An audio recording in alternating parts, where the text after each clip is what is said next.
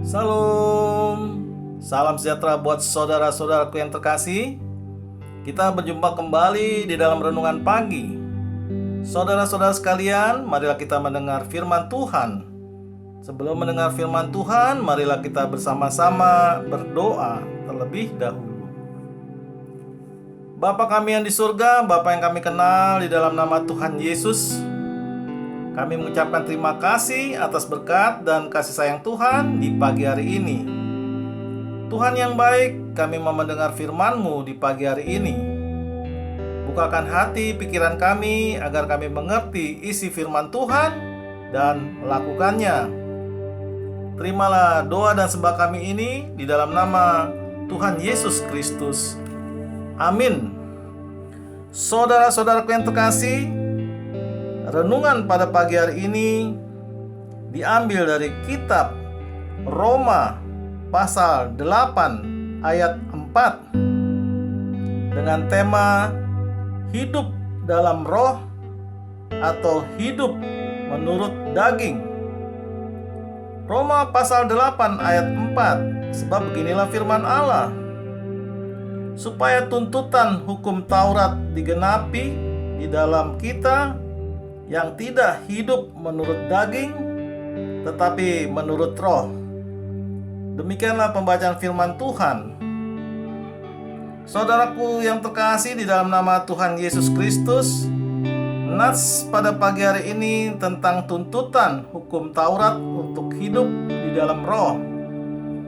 Ketaatan kepada Tuhan dan dipenuhi oleh rohnya untuk melakukan segala hukumnya, itulah yang dikehendaki Tuhan agar orang-orang melakukan hukumnya.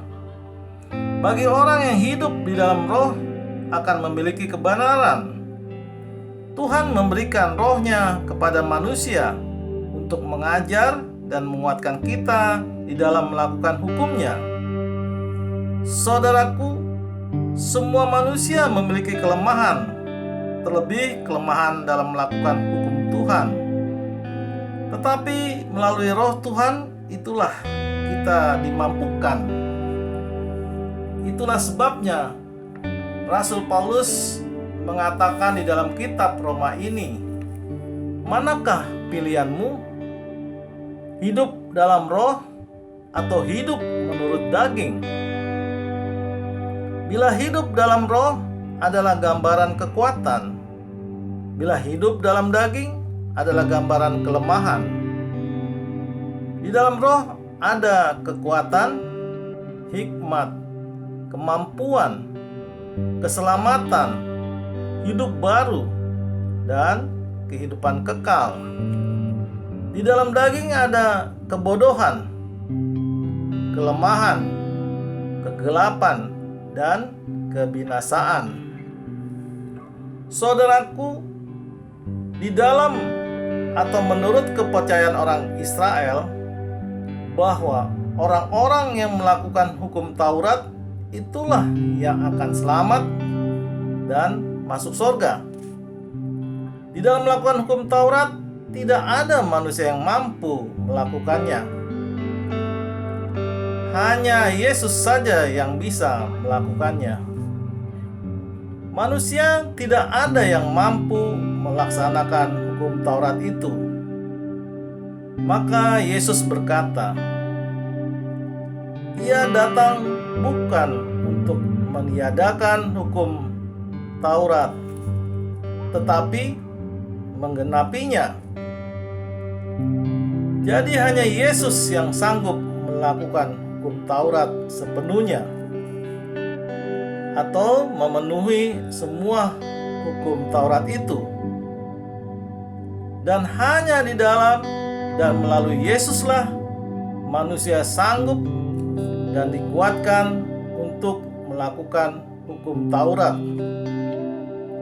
Saudaraku, di pagi hari ini, marilah kita hidup atau kehidupan kita senantiasa di dalam roh Tuhan, dan apa yang kita kerjakan dan kita lakukan seturut dengan kehendak rohnya.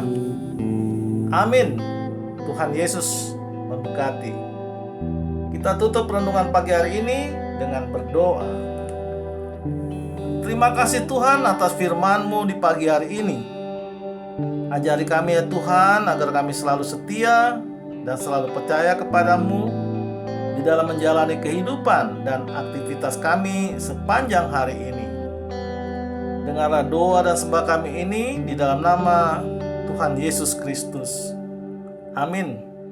Saudara-saudara yang terkasih, marilah kita selalu mengucapkan syukur di dalam hidup ini, dan kita percaya renungan pagi hari ini menjadi sumber berkat dan sumber kasih untuk kita. Salam.